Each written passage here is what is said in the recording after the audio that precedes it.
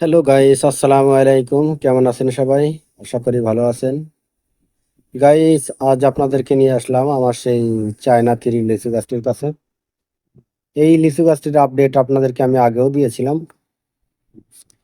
গাছটিকে মাকড়ে ধরেছিল, পাতাগুলো কুঁকড়ে গিয়েছিল এবং কোনো ক্রমেই গ্রোথ হচ্ছিল না। মনে হচ্ছিল যে গাছটা যতটুকু লাগিয়েছি ধীরে ধীরে মারা যাচ্ছে। তো এমন অবস্থায় আমি এই গাছটিতে মাকড় নাশক এবং ছত্রাক নাশক স্প্রে করে দিয়েছিলাম গত 15 দিন আগে। তো দেওয়ার সাথে সাথে ম্যাজিকের মতো কাজ করছে। তো এই যে দেখতে পাচ্ছেন, সবগুলা ডালেই নতুন পাতা এসে গেছে, প্রত্যেকটা ডালেই নতুন পাতা এবং পাতাগুলো খুবই সুন্দর। কোনো প্রকার মাকড়ের আক্রমণের চিহ্নও নেই। দু একটা পাতা কোঁকড়ানো ছিল, কিন্তু সেগুলো আমি ছিঁড়ে ফেলেছি। মাকড় নাশক হিসেবে আমি দিয়েছিলাম ভার্টিমেক এবং ছত্রাকনাশক দিয়েছিলাম ইমিটাপ। তো দুটো একসাথে স্প্রে করে দিয়েছি। তো মাশাল্লাহ, গাছটি সুস্থ হয়ে গিয়েছে পুরোপুরিভাবে, একদম সবুজ শ্যামল হয়ে গেছে। কোনো প্রকার রোগ বালাই আপাতত চোখে পড়ছে না।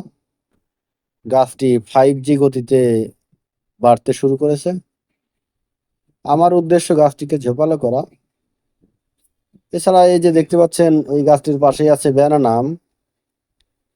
এই গাছের আপডেটটাও আপনাদেরকে দিয়েছিলাম এর আগে, যে প্রচুর পরিমাণে ফলন এসেছে উপর থেকে নিচ পর্যন্ত, একদম মাটি সোজাসুজিও। যে ডালগুলো দেখতে পাচ্ছেন, এই ডালগুলোতে প্রচুর পরিমাণে আম ছিল, কিন্তু তার একটা আমও এখন আর অবশিষ্ট নেই। কিছু দুষ্টু ছেলে ফেলে আমগুলো ছিঁড়ে ফেলেছে। তো আমগুলো যেগুলা আছে এইগুলা পাকলে আপনাদেরকে অবশ্যই আপডেট দিব। এটা ব্যানানা জাতের আম। এই আমগুলা আরো বড় হবে এবং কালার সুন্দর হবে। তো যাই হোক, আজকের মূল বিষয় লিচু গাছটি। তো এই গাছটিতে আমি কোনো সার ওষুধের আগে দেইনি, এই প্রথমবার স্প্রে করলাম মাকড়নাশক এবং ছত্রাকনাশক।